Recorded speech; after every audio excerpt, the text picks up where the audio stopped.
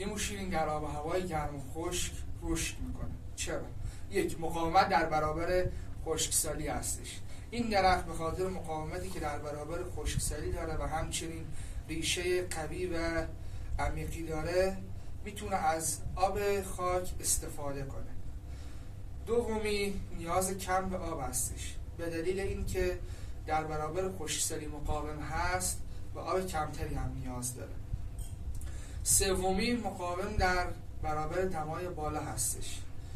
لیمو شیرین در برابر دمای گرم مقاومت بالایی داره و همین دلیل باعث میشه که رشد بهتری داشته باشه.